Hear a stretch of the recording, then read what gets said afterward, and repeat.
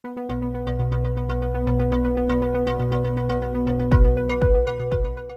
Everyone, প্রত্যেককে the spin ট্যাঙ্গেলে অনেক অনেক স্বাগতম। আজকে আমাদের বিষয়টি হচ্ছে লিনিয়ার ভেক্টর স্পেসেস। ওকে, বা এটি কখনো কখনো এটিকে ডিরেক্টলি বলা হয় ভেক্টর স্পেসেস।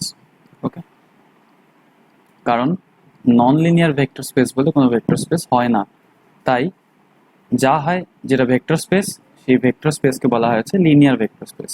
এবং এটা মনে রাখার বিষয়, অনেক সময় অনেকে প্রশ্ন করতে পারে যে নন লিনিয়ার ভেক্টর স্পেস বলে কিছু থাকে কিনা। আর নন লিনিয়ার ভেক্টর স্পেসের কোনো কনসেপ্ট এখনো অবধি নেই। ওকে, তো প্রথমে আমরা চলে যাই যে একটা লিনিয়ার ভেক্টর স্পেস কাকে বলা হয়। ওকে, এর ডেফিনেশন আমরা লিখে ফেলি।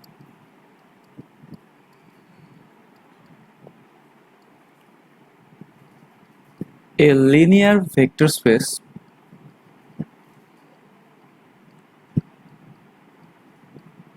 is a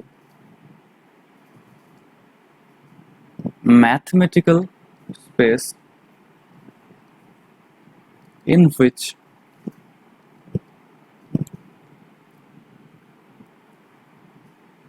vectors are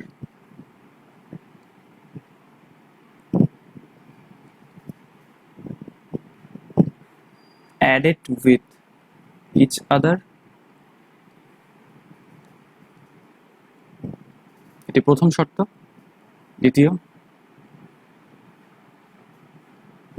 one vector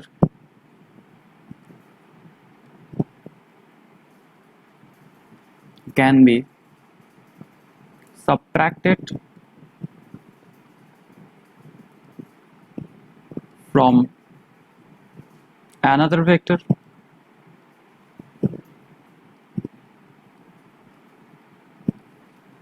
and a vector can be multiplied by some scalar.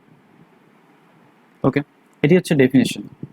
একটি লিনিয়ার ভেক্টর স্পেস কি জিনিস? একটি linear vector space, a linear vector space is a mathematical space. ওকে, একটি ম্যাথমেটিক্যাল স্পেস এমন একটি জায়গা যেখানে ভেক্টরগুলো বসবাস করে। এক কথায় বলতে পারো যে যদি একটা মানুষ থাকে, সেই মানুষটি কোথায় বসবাস করে, সেরকম যদি একটা ভেক্টর থাকে, সেই ভেক্টরটি কোথায় বসবাস করে, সেই একটি ভেক্টরের বসবাস করার জায়গাকে বলা হয়েছে a vector space or a linear vector space. Okay, তো কি বলা আছে যে linear vector space is a mathematical space in which vectors are added with each other. Okay, so প্রথম হচ্ছে addition of two vectors is possible. Okay, এমন একটি জায়গা যেখানে addition of two vectors okay okay possible এটা। Second, one vector can be subtracted from another vector. Okay, এটি কথা কিন্তু এটি অ্যাডিশন বলা মানে কিন্তু সেখানে সাবট্রাকশন ঢুকে গেল, কারণ আমরা অ্যাডিশন মানে জানি যে ধরো তুমি এক্স এর সাথে ওয়াই কে অ্যাড করছো, আমি নর্মালি যোগ করা বোঝাচ্ছি, এক্স এর সাথে ওয়াই কে তুমি যোগ করছো, আবার তুমি বলতে যাচ্ছ ওকে এটিকে অ্যাডিশন বলা হয়। তুমি এক্স থেকে ওয়াই কে বিয়োগ করছো, এক্স থেকে ওয়াই কে বিয়োগ করা মানে কি? তুমি তো এইভাবে বলতে পারতে যে এক্স প্লাস ইনভার্টেড ওয়াই বা negative Y. Okay, that is not inversion, that is তোমরা নেগেটিভ বলতে পারো, নেগেটিভ ওয়াই। ওকে, তো এইভাবেও তো বলা যেতে পারে। তো এটা মনে রাখবে, subtraction is a kind of addition. Okay, তো ওই জন্য এক্সট্রা ভাবে এটাকে বলার দরকার পড়ে না। ওকে, তাও আমি লিখছি এই পয়েন্টটা যে subtraction is also possible. Subtraction of two vectors, okay, it is also possible. And the third point is, and a vector can be multiplied by some scalar. Okay, and a vector can be multiplied by some scalar. I am writing this here. A vector can be multiplied by some scalar. Okay, তো এই রুলগুলোকে follow করা হয়। এই রুলগুলোকে follow করলে যে জায়গাটিতে এই রুলগুলো follow হয় সেই জায়গাটিকে বলা হচ্ছে ভেক্টর স্পেস। অর্থাৎ এক কথায় আমরা বলতে পারি যে ছোটবেলা থেকে আমরা যে জিনিসগুলো পড়ে এসেছি, ভেক্টরের ট্রায়াঙ্গেল ফর্মুলা, ভেক্টরের বিভিন্ন রকম অ্যাডিশনের ফর্মুলাগুলো যেগুলো ছিল, সেই ফর্মুলা কি ছিল, সেই ফর্মুলাগুলো ছিল যে দুটি ভেক্টর যদি এরকম করে যায় একটি থেকে আরেকটি দিকে এরকম করে আসতে আমরা ট্রায়াঙ্গেল ফর্মুলা ইউজ করি, তারপরে সেটাকে যোগ করা হয়। ধরো এটি এ ভেক্টর, এটি বি ভেক্টর, এটি সি ভেক্টর। এখানে দেখা হয় যে কোনটি কোনটি সিরিয়ালে এক সিরিয়ালে আছে আর কোনটি জাস্ট ওয়েট, আর কোনটি অপোজিট অপোজিট ওরিয়েন্টেশন আছে। ওকে, সো এখানে এ আর বি তোমরা বলতে পারো যে ওকে এ আর বি আর clockwise direction and c is in the anti-clockwise direction. Okay, তাহলে a plus b is equals to c. This one is the uh, conventional triangular formula of vector addition. Okay, তো আমরা এখন vector অ্যাডিশনের আগে আমরা সামান্য কিছু জিনিসে চলে যাই। এই জিনিসটাকে বলা হয় হচ্ছে নেক্সট চলে যাই যে ভেক্টর স্পেসকে কিভাবে লেখা হয়।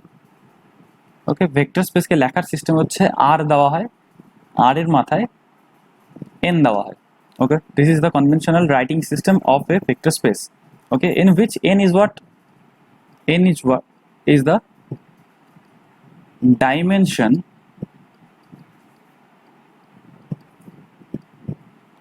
of the linear vector space. Okay, LVS বলা হয় শর্টকাটে। তো n is the dimension of the LVS. Okay, now প্রথমে আমি একটা জিনিসে চলে যাই যে সবচেয়ে ইজিয়েস্ট যেটা বলা হয় সেটা হচ্ছে two dimensional space. Two dimensional linear vector স্পেসে ছোটবেলা থেকে আমরা পড়ে এসেছি। টু ডাইমেনশনাল লিনিয়ার ভেক্টর স্পেসে ধরো দুটি ভেক্টর থাকে, দুটি ভেক্টরের একদম ইউনিট ভেক্টরগুলো যেগুলো থাকে সেগুলো বেসিসগুলো বলতে পারো। ইউনিট ভেক্টর কি কি ইউজ করা হয়, ধরো আই আর জে, অর্থাৎ এরকম একটা প্ল্যানার সারফেস আছে। সেই প্ল্যানার সারফেসের ক্ষেত্রে তোমরা এখানে দেখতে পারবে এই পাশে হচ্ছে আই ক্যাপের ডিরেকশন, এই পাশে হচ্ছে জে ক্যাপের ডিরেকশন। তো in case of linear vector space আমরা আই ক্যাপ আর জে ক্যাপ এখানে ইউজ করব না। ওকে, আই ক্যাপটাকে আমি প্রেফার করি এটাকে লিখতে, যে এটাকে লেখা হয় E X cap and the J cap is written as E Y cap. তাহলে আমাদের হাতে দুটো দুটো বেসিস, এগুলোকে বলা হয় হচ্ছে basis. Okay, these are the basis. যেটাকে একক ভেক্টর বলা হতো সেটাকে এখন থেকে বেসিস বলবো আমরা।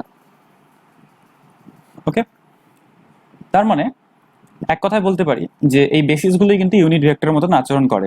তো সেই ক্ষেত্রে আমরা যদি এই স্পেসে যে কোনো একটি ভেক্টরকে বোঝাতে চাই তাহলে সেই ভেক্টরটাকে কিভাবে বোঝাতে পারি আমি, ধরো ভি ভি সাম ভেক্টর, সেই ভেক্টরটাকে ধরো ভি ভেক্টর লিখলাম। ভি ভেক্টরকে দুটি বেসিসের মধ্য দিয়ে লিখতে হবে আমাকে। ধরো আমি A into E X cap plus B into E Y cap, যে কোনো ভেক্টরকে আমি এভাবে লিখতে পারি। ওকে, এখানে এখানে ইজেড হবে না, তার কারণ আমরা আর টু ভেক্টর স্পেসে আছি। ওকে, আমরা টু ডাইমেনশনাল লিনিয়ার ভেক্টর স্পেসে আছি। এখানে n is equals to 2 for dimensional two dimensional linear vector space. তো এটি এখন আমি সেখান থেকে কিছু রুলস প্রুফ করতে পারবো। সেই রুলটা হচ্ছে এরকম, ধরো ex ডট যদি ex করা হয় তাহলে কি হবে, i ডট i এর মতন বিষয়। i ডট i করলে কি হয়, i ডট i করলে এক হয়ে যায়। ওকে, i ডট i এবং ex এর সাথে যদি ey এর ডট প্রোডাক্ট করা হয় তখন কি হবে, সেটি জিরো হয়ে যাবে। এগুলো তো আমাদের ছোটবেলায় জানার কিছু বিষয়। তো হঠাৎ কি এমন মনে হলো যে লিনিয়ার ভেক্টর স্পেসকে আমাদের পড়া উচিত এক্সট্রা ভাবে। প্রথমত কোয়ান্টাম মেকানিক্সে এর বিশাল একটা অ্যাপ্লিকেশন, যে অ্যাপ্লিকেশনটা এটি আমাদের কোয়ান্টাম মেকানিক্সের নর্মালাইজেশন থেকে শুরু করে বিভিন্ন রকম বিষয়, বিশেষত নর্মালাইজেশনের যে ঘটনাটা এবং ইনফাইনাইট ডাইমেনশনাল হিলবার্ট স্পেস বলা হয়। একটি ওয়েভ ফাংশন কোথায় থাকে, একটি ওয়েভ ফাংশন ওয়েভ ফাংশন কি দিয়ে লেখা হয়, সাই দিয়ে। এটাকে বলা হয় যে ইনফাইনাইট ডাইমেনশনাল হিলবার্ট স্পেস। এই হিলবার্ট স্পেস নিয়ে কাজ করতে গেলে আমাদের লিনিয়ার ভেক্টর স্পেসের দরকার হয়। ওকে, কারণ বলা হয় যে একটি হিলবার্ট স্পেস একটি লিনিয়ার ভেক্টর স্পেস। ওকে, তো এই ক্ষেত্রে in linear vector space we do not write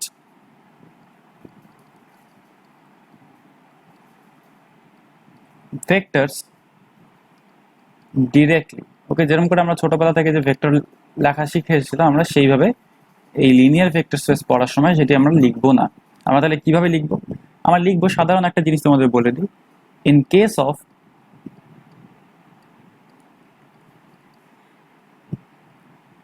quantum computing যদি কোয়ান্টাম কম্পিউটিং এর নাম শুনে থাকো তাহলে কোয়ান্টাম কম্পিউটিং বা যেখানে বিভিন্ন রকম পয়েন্টার স্পিয়ার থেকে শুরু করে বিভিন্ন রকম কিউবিটস নিয়ে কাজ করা, তো সেই সব কোয়ান্টাম কম্পিউটিং এ দরকার পড়ে। এছাড়াও কম্পিউটার সায়েন্স অ্যান্ড ইঞ্জিনিয়ারিং এর স্টুডেন্টসরা যেভাবে ইউজ করে সেভাবে আমরা ইউজ করব আমাদের একটা ভেক্টরকে সেভাবে রিপ্রেজেন্ট করবো। তো সেটা দেখা যায় in case of quantum computing, computer science and quantum information theory. Okay, quantum information theory, we prefer to write vectors as matrices. আমরা কি লেখার চেষ্টা করি? আমরা ভেক্টর গুলোকে ম্যাট্রিসেসের আকারে লেখার চেষ্টা করি। ওকে, যেমন একটি ভেক্টর আছে, সেটাকে আমরা কিসে লিখবো? একটি ম্যাট্রিক্সে লিখবো। ওকে, কিভাবে লিখবো? তো চলো, একটি ভেক্টরকে একটি ম্যাট্রিক্সে, সবচেয়ে ছোট ভেক্টর আমাদেরকে ইউনিট ভেক্টর বলা হয়। ধরো ইএক্স ভেক্টরটিকে লেখা হচ্ছে, ইএক্স ভেক্টরটিকে কিভাবে লেখা হবে? ইএক্স ভেক্টর মানে কি? ইএক্স ভেক্টর মানে হচ্ছে 1 unit along x direction and 0 unit along y direction, তাই তো? তাহলে আমরা এটাকে কিভাবে লিখতে পারি? এটাকে লেখার সিস্টেম হচ্ছে 1 আমি উপরে বসিয়ে দিব, 0 আমি নিচে বসিয়ে দিব। এটা কিসের ম্যাট্রিক্স? এটা হচ্ছে EX এর ম্যাট্রিক্স।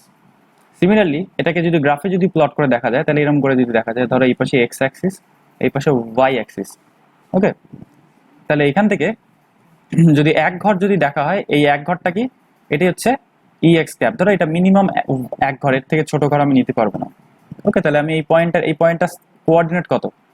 1,0, কারণ x এর দিকে এক ঘর এবং y এর দিকে 0 ঘর, যদি আমি এই পয়েন্টটাকে কনসিডার করি। ওকে, তাহলে আমি নেক্সট চলে যাচ্ছি, সেটা হচ্ছে ইউআই কে কিভাবে আমরা লিখবো? ইউআই মানে হচ্ছে 0 ইউনিট অ্যালং, ইউআই মানে হচ্ছে কোথায় ইউআই যদি দিতে হয় কোথাও, তাহলে ইউআইটা এখানে হবে। এইদিকে ধরো এতটুকু হচ্ছে একটা ইউআই, এতটুকু আমাদের ইউআই ক্যাপ। ওকে, এর কোঅর্ডিনেট কত? 0,1। তাহলে আমি এটাকে কি লিখতে পারি? 0 unit along x direction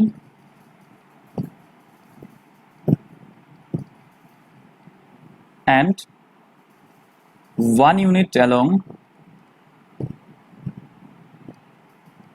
y direction। তার মানে আমি কিভাবে রিপ্রেজেন্ট করবো এটাকে? উপরে 0 লিখবো, নিচে y লিখবো। What is this? This is our EY cap. Okay, this one is the conventional notation for writing the basis. Okay, এই দুটোকে কি বলা হয়? এই দুটোকে বেসিস বলা হয়। মজার বিষয় এটাই হচ্ছে যে এখানে যত ডাইমেনশন ততগুলো এলিমেন্ট থাকবে। ওকে, এখানে তোমাকে একটু মনে রাখার বিষয় সেটা হচ্ছে ডাইমেনশন যতগুলো ততগুলোই বেসিস হবে। বেসিস মানে কি? এই যে EX EY কতগুলো হবে, আমি এখানে EZ লিখিনি, তার কারণ আমাদের ডাইমেনশন 2, আমাদের এখানে EX আর EY দিয়ে কাজ, তাই তো? EZ আমাদের দরকার নেই এখানে। এটা ডাইমেনশনকে আমরা কি করতে পারি? এখানে যতগুলো ডাইমেনশন ততগুলো বেসিস, এবং প্রত্যেকটা বেসিসের ভিতরে ততগুলোই এলিমেন্ট। ওকে, ততগুলোই এলিমেন্ট, এটি কিন্তু মনে রাখার বিষয়। এটি কিন্তু একটি নোটেশনাল সিস্টেম। যেমন আমি আরেকটা এক্সাম্পল নিই, আমি চলে যাচ্ছি নেক্সট এক্সাম্পলে। ধরো আমাদের R3 space, say in case of our R3 space,